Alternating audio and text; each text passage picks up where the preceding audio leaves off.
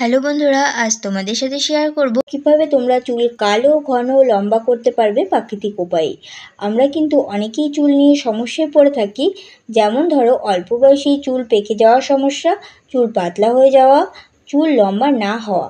এই সব সমস্যাগুলো দূর করার জন্য তোমরা এই প্রাকৃতিক উপায়টি অবলম্বন করতে পারো। এতে খুব সহজেই চুলের কোনো ক্ষতি না হয়ে চুলের সব সমস্যাগুলো দূর হয়ে যাবে।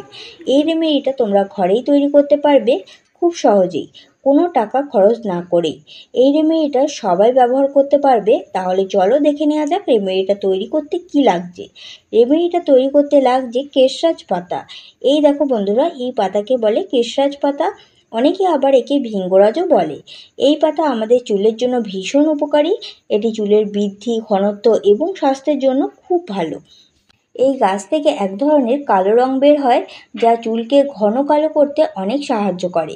কেশরাজ গাছ থেকে যে রস বের হয় তা আবার চুল পড়া বন্ধ করতে ব্যাপক কাজ করে।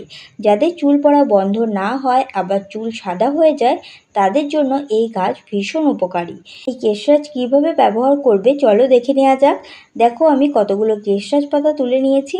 এবার এগুলোকে ভালো করে ধুয়ে পরিষ্কার করে নেব।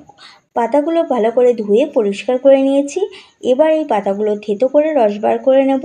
দেখো, পাতাগুলো থেকে রস বার করে নিয়েছি, আর দেখো রসটা কতটা কালো হয়েছে।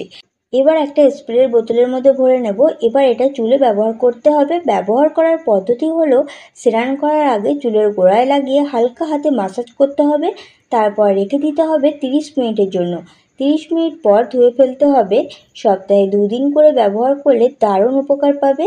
এটা প্রাকৃতিকভাবে সাদা চুল কালো করবে, চুল ঘন হবে এবং চুল দ্রুত বাড়বে।